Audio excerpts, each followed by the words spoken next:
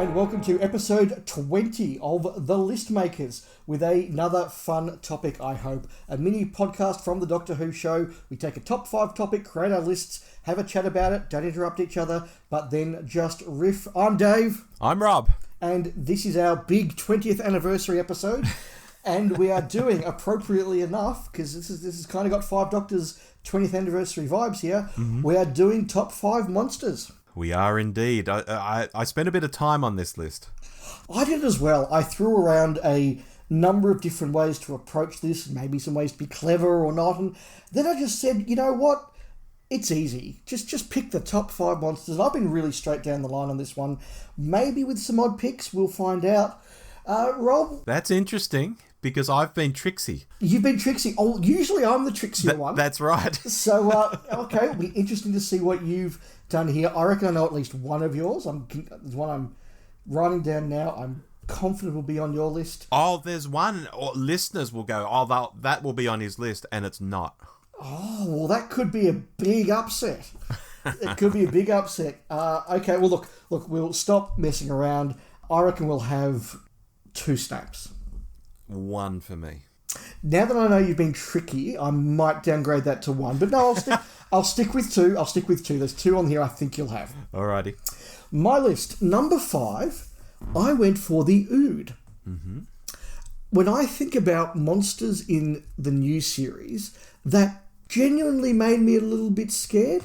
That genuinely had me thinking about, pulling the cushion up a little bit and just going, oh, that's a bit nasty, a bit scary. It is, in fact, the Ood. When I think of them, red eyes, crawling through spaces, walking through dark corridors, slowly crashing in on people, they are actually quite terrifying. They look menacing. In their second appearance, they are actually quite nasty in what they do to poor old Captain Darling. I think that the Ood are actually quite a scary monster. And so I went for the Ood. Okay. Number 4, I have picked the Cheetah People. Okay. Now, these have been mocked at times by people. And look, I understand that the look of them is a little bit cuddly in places. The animatronics aren't great, but I actually think it's a really sleek design. I think they do look like cheetahs, and cheetahs are animals that look cuddly and like a kitty cat until they can, bite you and scare you down. And I think that does work. Their talons are really effective, but they're a monster that's got a culture. We have a planet. They have a society of sorts. They have a way they function. We have a way they hunt. And the way they're directed as well, I think, is really effective. Those shots looking up at the horse with them on board is really good. But also, if you want to talk about monsters that are dangerous, the idea that once a cheetah person has decided they're going to hunt you, they may play with you, they may toy with you, they may let you go for a while, but they will get you. Yeah. And that's, to me, a really chilling thing, and I think that's really effective. So I went for the Cheetah People. Okay. Number 3, the Crinoids. Mm-hmm. Now, we've only ever had one of them, but my God, it was terrifying. And terrifying in oh so many ways. Yeah. The time that I was most disturbed and most frightened ever watching Doctor Who was watching somebody be turned into a crinoid, because that slow realization that your body is being taken over by this plant is a chilling and terrifying thing. Exterminate, blast, you're dead. Okay, that's fine. We get that. But having the time to realize what's happening to you is a really terrifying concept. Then you've got the bigger crinoid that's wandering around hunting people, and it seems really deadly. Then you've got the fact it can control plants and it can kill you that way, and we get some really good examples of that, not least Scorby being dragged under the pond by those weeds. That's really good. And then that final shot of the cathedral-sized crinoid, one of the best model shots in classic Doctor Who, just towering over that mansion. Visually spectacular, scary, interesting, evocative. I think the crinoids are fantastic. Let's see the crinoids back. Yeah.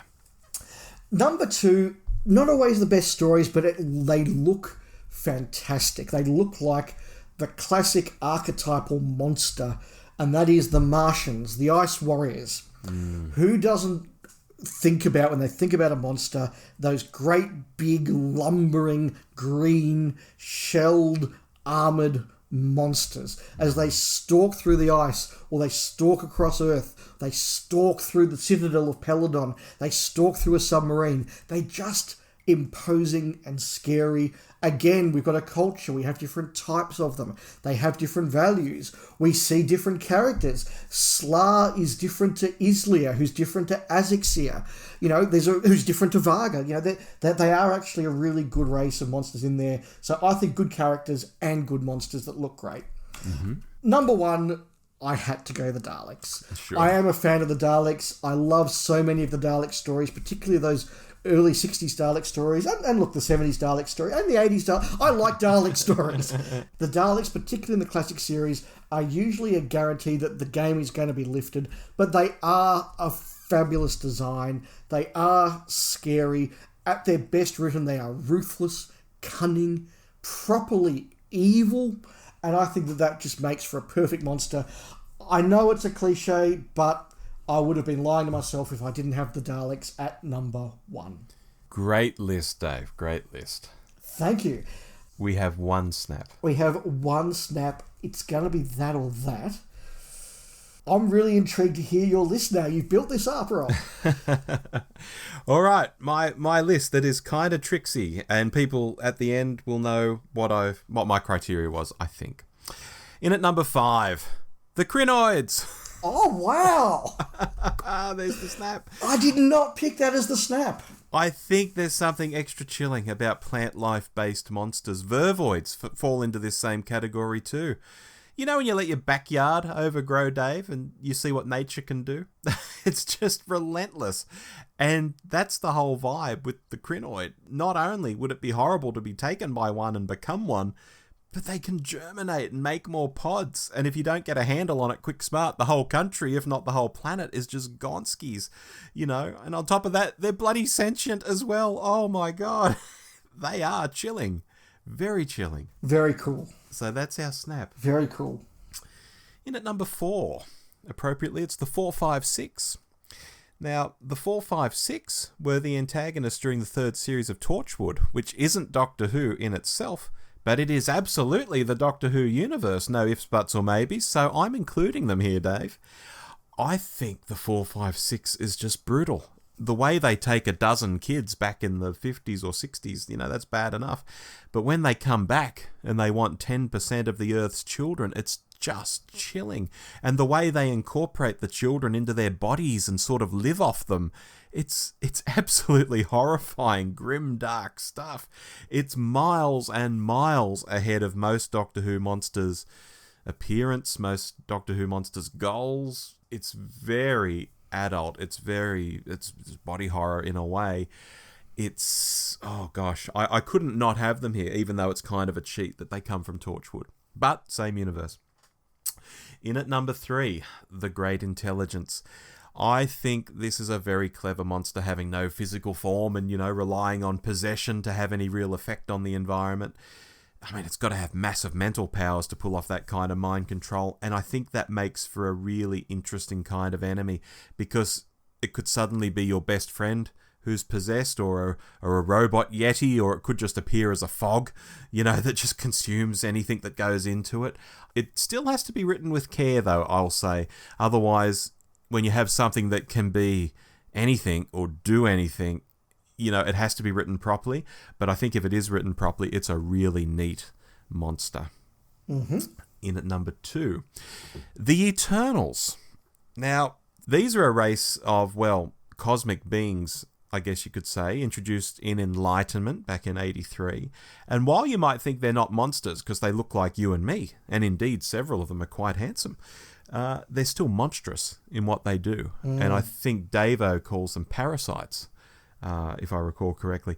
I think there's quite a bit of scope for using them too in the show going forward. I know in the Jodie episode, Can You Hear Me?, they were supposed to be like Eternals, but they were speaking about the Eternals as separate things. So although they were similar, I don't think they were Eternals. I'd like to see the Eternals come back. They don't have to be on sailing ships, having a race or anything. Yeah. But I would like to see them in some way, because I think that's a really interesting kind of character to play with. Number 1, and also immortal in a sense, vampires, Dave. we've had different kinds of vampires in Doctor Who over the years, whether the kind in State of Decay, who were related to the vampires the Time Lords used to fight, or comedy vampires like Dracula showing up in The Chase, or novels like Goth Opera or Blood Harvest, or indeed Vampire Science, or in Big Finish audios like Project Twilight. One even popped up in part of Death Comes to Time, I seem to recall, from when we were doing that review a while back. And I hear there are some vampires in some of the Benny books. So vampires are such a huge monster that audiences love all around the world. And they have been in Doctor Who a lot. Probably more than people think once you start adding up the audios, the novels, the TV, classic era, modern era, and so on. So they have to get the number one spot for me. Rob. Yes. That's a very cool list. It's a different list, and as people will see, I didn't go for any of the big ones, the Cybermen, Daleks. They're all wonderful, Sontarans even. I put those to one side. They're great. I know they're great. I wanted something a bit different. So, look, I had the same approach in part. I said, I want to make sure this isn't just Daleks, Cybermen, Sontarans, Ice Warriors, the classic list. And when I was debating, I thought, okay, I'll put the Daleks on because I have some nice things to say and they're a favourite of mine. I thought, do I have to have the Cybermen? I thought, you know what? I don't need to have the Cybermen on my list because Rob will have it on his. That's the one I thought you would think of, yeah. Yeah, so look, bit of an upset that they're not there, but you've got some really cool ideas there as well. I will say the Shalonians were one that I was tempted to put on from the New Adventures, but I wasn't going to put something from the TV series off the list for that. But I really love your call with the 456 because as an adult, a proper adult watching Doctor Who and Torchwood and all the rest of it, the monster that has probably most shocked me and the moment that I've had the biggest sort of that proper gasp was some of those reveals of the 456, what they were doing. The moment when the kid is pushed, the used kid is pushed against the glass and you see what they're doing with these children. That was a real oh wow, oh my God moment. So I really like that. Because the nature of Torchwood lets them get away with more than Doctor Who. If Doctor Who could, I'm sure we would have had stuff like that in Doctor Who. But because we don't, they really stand out when you sort of compare this to your run-of-the-mill Doctor Who monster. It's like, oh my God, this is like rated R horror stuff from the cinema compared to, Doctor Who, children's TV Doctor Who. It's like night and day a lot of the time. Yeah, and there was an episode of Strange New Worlds earlier this year that did not the alien in the same sense, but what they were doing with kids. And the visuals of it in a very similar way. And that also was just a real, wow, they've gone there moment. The snap, I would never have predicted it would be the Krynoid. I've kept my light under a bushel all these years, I think. No, but everything you said is absolutely true. And what you said about overgrown vegetation being naturally creepy is really, really true. You think about when you walk into somewhere that's a bit overgrown, a bit overvegetated, you hesitate before you step in. You're very careful. You're very nervous. And so Plant Life does capture that. You mentioned the Vervoids, and I absolutely had them floating around on my list of possibilities. Again, a moment that genuinely scared me as a kid, being 6 or 7, watching Vervoids, was the Vervoids rampaging through and that visual of the dart, the poison dart going into people's hands and killing them. That was one that really stood with me. In the end, I couldn't quite go there because they do look a little bit, made of foam. Yeah. A little bit fake, but that's okay. A little bit like genitalia too. Well, yeah, I didn't notice that, I swear, until it was pointed out to me. I don't know what that says. Well, you were only 6 or 7, so maybe. That's true. Some monsters that probably were a bit jibbed in not making the list. Cybermen, look, I think we both know why we both left it off. It was just so obvious we wanted to do something a bit different. We get that. The Angels. Yeah, but such a game of diminishing returns, if that's the expression. The first appearance is brilliant, but every time they come back, I'm just like, oh, God, really? Oh, no, really? Oh, no, you're doing that now? Oh, no. So I had the same thought. And then I thought to myself, Village of Angels. Oh, yeah, okay. They are redeemed a bit there, and that got them back in the contention. I try not to think about Flux all that often, though, to be honest. Look, that's true. So, look, I was umming and ahhing about the Angels for that 5th spot. In the end, I went with the Ood because at the end of the day, the Ood have frightened me more than the Angels did. I think the Angels are a really cool concept. And you're right, they're great in Blink. They're quite chilling in Village. But there's something about the rampaging Ood look that just scared me more than an Angel did. It's because it's so blank. You know, when the Angels are coming after you, they do the snarly thing and they're like, you know, and the teeth are out and all of that. And it's like, okay, they're doing the cliche, I'm coming to get you, I'm snarling at you. Whereas the Ood are just like blank. They just look the same, except for the eyes changing colour, perhaps. Yeah, and there's also something about the inability to rationalise with a crazy Ood that I think is also very effective. And I mean, you see that with Cybermen as well, so that's really interesting.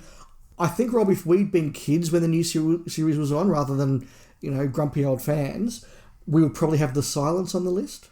Yeah, Silence could have made it in. And just also going back to the Angels, one thing I will say, when their big power is they just send you back to the past, where you'll probably have an all right sort of time because you'll be really smart compared to everyone else and you'll probably do all right for yourself.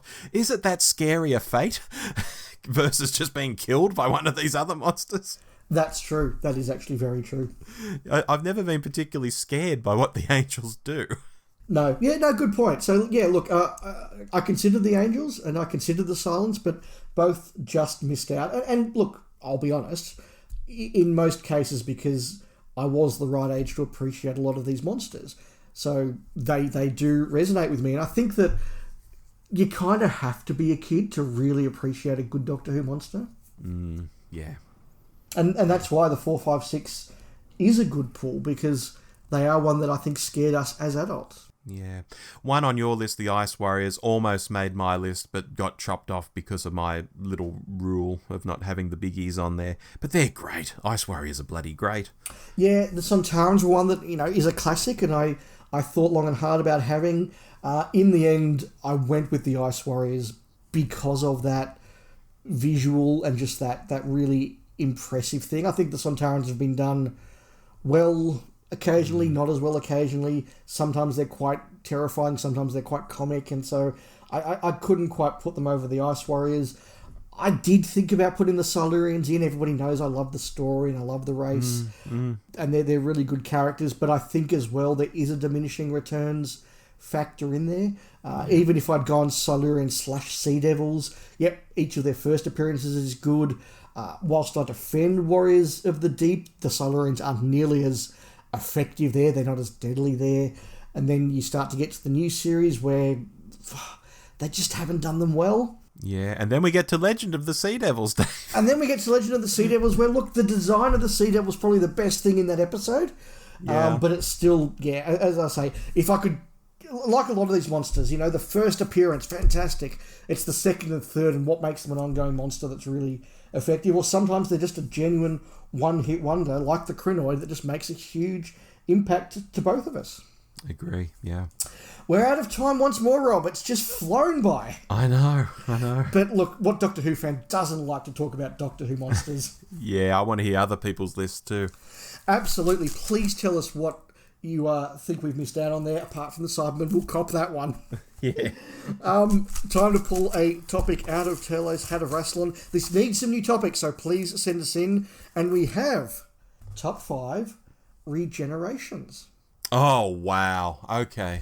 Well, at least this time we've got a much narrower band in which to pick. We're not trying to get, 50 monsters or 150 stories down to 5. We might get 2 or 3 snaps this time. We might get 2 or 3 snaps this time. I reckon we will get 2 or 3. But that's a problem for next month because our time is out. I've been Dave.